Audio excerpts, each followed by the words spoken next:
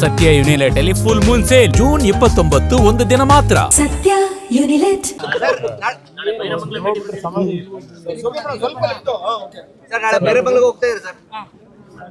ಹೋಗೋದಕ್ಕೆ ತೀರ್ಮಾನ ಮಾಡಿದ್ದೀವಿ. ಇವತ್ತು ರಾಜ್ಯ ಸರ್ಕಾರಕ್ಕೆ ಪ್ರೋಗ್ರಾಮ್ ನಮ್ಮದು TP ನಾಳೆದೆಲ್ಲ ಇಶ್ಯೂ ಆಗಿದೆ.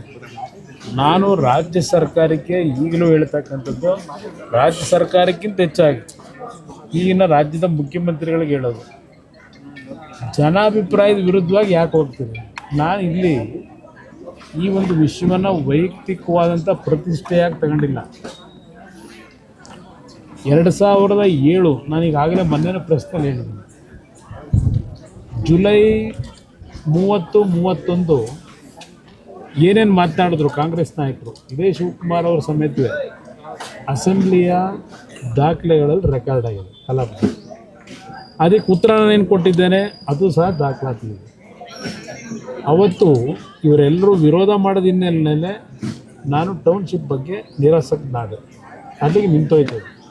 ಈಗ ಇವರು 25ನೇ ಇಸ್ವಿಯಿಂದ ಇದಕ್ಕೊಂದು ಹೊಸ ರೂಪ ಕೊಡ್ತೀನಿ ಅಂತ ಹೊರಟವರು. ಅಲ್ಲಿ 100ಕ್ಕೆ 80 ಭಾಗ ರೈತರು ವಿರೋಧ ಇದೆ. ರೈತರು ವಿರೋಧ ಇದ್ದಾಗ ಯಾತಕ್ಕೆ ಕೆಲಸ ಮಾಡ್ತೀರಿ, ಇದು ನಾನು ಕೇಳ್ತಕ್ಕಂಥದ್ದು. ಇಲ್ಲಿ ಇಷ್ಟೊಂದು ತರಾವತುರಿಲಿ ಅದೆಂಥದ್ದು ಈಗ 40 ಕೋಟಿ ಕೊಟ್ಟಿದ್ದೀವಿ ಅಂತಾರೆ. ಎಷ್ಟು ಜನಕ್ಕೆ?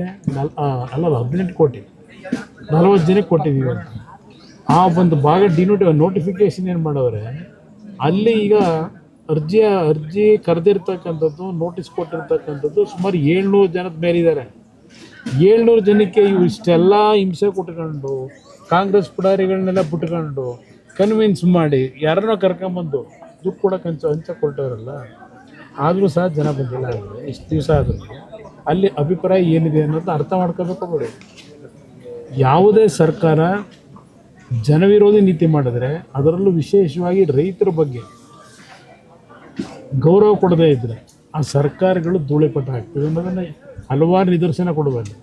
ಯಾತಕ್ಕೆ ಹುಚ್ಚು, ಏನು ಸಾಧನೆ ಮಾಡ್ತೀರಲ್ಲಿ? ಬೆಂಗಳೂರು ನಗರ ಏನಾಗಿದೆ ಇವತ್ತು? ಬೆಂಗಳೂರು ನಗರ ಇವತ್ತಿನ ಪರಿಸ್ಥಿತಿ ಯಾರ್ಯಾರ ಕಾಲದಲ್ಲಿ ಯಾತಕ್ಕೆ ಈ ಥರ ಆಯಿತು ಅನ್ನೋದು ಒಂದು ದಿವಸ ಯೋಚನೆ ಮಾಡಿದ್ರ? ಮಾತೆತ್ತರ ಅದು ಏನೋ ಅರ್ಧೆ ಅಂತಾರೆ ನನಗೆ.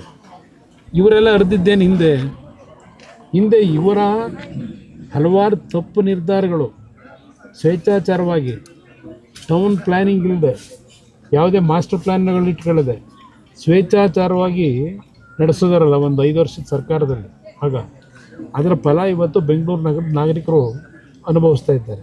ಅಲ್ಲೊಂದು ಗುಂಡಿ ಮುಚ್ಚೋ ಯೋಗ್ಯತೆ ಇಲ್ಲ, ಟಾರ್ ಹಾಕೋ ಯೋಗ್ಯತೆ ಇಲ್ಲ. ಇಲ್ಲಿ ಹೊಸದಾಗಿ ಮತ್ತಿನ್ನೊಂದು ಟೌನ್ಶಿಪ್ ಮಾಡಿ ಇಲ್ಲೇನು ಮಾಡ್ತೀರಿ? ಅದಕ್ಕೊಂದು 20,000 ಕೋಟಿ ಸಾಲ ತಗೊಂಬಂದಿದ್ದೀರಿ. ಈಗ ಏನು ಸಾಧನೆ ಮಾಡಬೇಕು? ಪಾಪ ನಿಮಗೆ ಬರೋಕ್ಕಾಗದೇ ಇದ್ದರೂ ಹೋಗಿಲ್ಲ, ನಿಮ್ಮ ಅಧಿಕಾರಿಗಳವರಲ್ಲ ಕಳಿಸಿ ಹೇಳಿದೀಗ ವಾಸ್ತವಾಂಶ ತಿಳ್ಕೊಂಡು ರೈತರ ಭಾವನೆ ಏನಿದೆ ಆ ಭಾವನೆಗೆ ತಲೆಬಾಗಿ. ಇಲ್ಲಿ ನಾನು ವೈಯಕ್ತಿಕವಾಗಿನ ಪ್ರತಿಷ್ಠೆ ಇಟ್ಕೊಂಡು ಇವ್ರ ವಿರುದ್ಧ ಹೋರಾಟ ಮಾಡಬೇಕು ಅಂತ ಅಲ್ಲ, ಬೇಕಾದಷ್ಟು ವಿಷಯಗಳಿಗೆ ಹೋರಾಟ ಮಾಡೋದು. ಇಲ್ಲಿ ರೈತರ ಒಂದು ಧ್ವನಿ ಆಗಬೇಕಾದಂಥದ್ದೇನಿದೆ ನಮ್ಮ ಕರ್ತವ್ಯ. ರೈತರ ಪರವಾಗಿ ಧ್ವನಿಯಾಗಿ ಹೇಳಿದ್ದೀವಿ. ಸಿದ್ದರಾಮಯ್ಯನವರು ಹೇಳ್ತಾರೆ ಸರ್, ಆದಿ ಬೀದಿಯಲ್ಲಿ ಚರ್ಚೆ ಮಾಡೋಕ್ಕಾಗತ್ತಾ? ಎಲ್ಲಿ ಮಾಡ್ತಾರಂತೆ ಇವ್ರು ಮಾಡಿ ಎಲ್ಲಿ ಮಾಡ್ತಾ ಇದ್ರು? ಇವರು ಸಿದ್ದರಾಮಯ್ಯ ಮುಖ್ಯಮಂತ್ರಿ ಆಗಿದ್ದ ಎಲ್ಲಿ ನಿಂತ್ಕೊಂಡು ಮಾತಾಡ್ತಾ ಇದ್ರು? ಯತೀಂದ್ರ ಅವರು ಅಪ್ಪಯ್ಯ ನಾನು 6 ಕೊಟ್ಟಿರೋದು 8 ಅಲ್ಲ ಅಂತೇನೋ ಒಂದಿದ್ದು ಫೋನಲ್ಲಿ ಮಾತಾಡ್ತಿರಲ್ಲ, ಎಲ್ಲಿಂದ ಮಾತಾಡಿದ್ರು ಅವ್ರ ಅಪ್ಪನಿಗೆ? ಇವ್ರ ಹತ್ರ ಕಲಿಬೇಕಾ ನಾನು ಯಾವ ರೀತಿ ನಡ್ಕೋಬೇಕು ಅಂತ ಹೇಳಿ?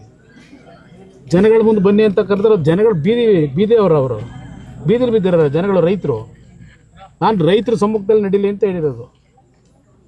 ಏನು ರೈತರಿಗೆ ಗೌರವ ಕೊಡಬೇಕು ಅನ್ನೋದಿಲ್ವಾ? ಇವ್ರ ಕತೆ ನಮ್ಮನ್ನು ಕಾಣದೇ ಇರೋದ ನನಗೆ? ಇವ್ರ ಹತ್ರ ಕಲಿಬೇಕಾ ನಾನು? ಯಾರ ಹೆಸರು ಹೇಳಿದ್ರಲ್ಲ ಈಗ ಅಪ್ಪಯಿಂದ ಸರ್, ರೈತರು ಮಕ್ಕಳು ಕೂಡ ಪ್ರತಿಭಟನೆಗೆ ಇಳಿದಿದ್ದಾರೆ ಸರ್. ನಾನು ಮಧ್ಯಾಹ್ನದವರೆಗೂ ಅಲ್ಲೇ ಇರ್ತೀನಿ ಬ್ರದರ್. 2:30, 3 ಗಂಟೆ ಬೆಳಗ್ಗೆ 10 ಗಂಟೆ ಹೋಗಿ 3 ಗಂಟೆವರೆಗೂ ಕಾಯ್ತೀನಿ. ಇಲ್ಲ 4 ಗಂಟೆವರೆಗೂ ರೈತರು ಏನಾದರೂ ಕಾಫಿ ಟೀ ಕೊಟ್ಟರೆ ಕಾಫಿ ಟೀನು ಕುಡಿದ್ಬಿಟ್ಟು ಬರ್ತೀನಿ. ನಾನು ಬರೆದಿರೋ ಪತ್ರಿಕೆ ಇಲ್ಲಿವರೆಗೆ ಕಮ್ಯುನಿಕೇಷನ್ ಏನೂ ಆಗಿಲ್ಲ. ನಾನು 2 ಪತ್ರ ಬರೆದಾಯಿತು, ಕಮ್ಯುನಿಕೇಷನ್ ಇಲ್ಲ. ಅದಕ್ಕೆ ನಾನು ನೀವು ಕೇಳ್ತಾ ಇದ್ದೀನಿ, ನಿಮ್ಮ ಅಧಿಕಾರಿಗಳು ಯಾರು ಅದೇನೋ ನೋಟಿಫಿಕೇಶನ್ ಮಾಡ್ಕೊಂಡು ಹೊರಟಿರಲ್ಲ ಅವ್ರನ್ನಾದರೂ ಕಳಿಸಿ ತಿಳ್ಕೊಳ್ಳಿ ವಿಷಯನ, ಅದಾದರೂ ಹೇಳ್ತೀನಿ. Thank you. ಯಾವುದೇ ಸುದ್ದಿಯ ಅಪ್ಡೇಟ್ ಅನ್ನ ಮಿಸ್ ಮಾಡ್ಕೊಳ್ಬಾರ್ದು ಅಂದ್ರೆ ಈಗ್ಲೇ ಒನ್ ಇಂಡಿಯಾವನ್ನ ಸಬ್ಸ್ಕ್ರೈಬ್ ಮಾಡಿ. ನಿಮಗೆ ಬೇಕಾದ ಭಾಷೆಯಲ್ಲಿ ಎಲ್ಲಾ ಸುದ್ದಿ ತಿಳಿಬೇಕು ಅಂದ್ರೆ ಒನ್ ಇಂಡಿಯಾ ಆಪ್ ಅನ್ನ ಡೌನ್ಲೋಡ್ ಮಾಡ್ಕೊಳ್ಳಿ.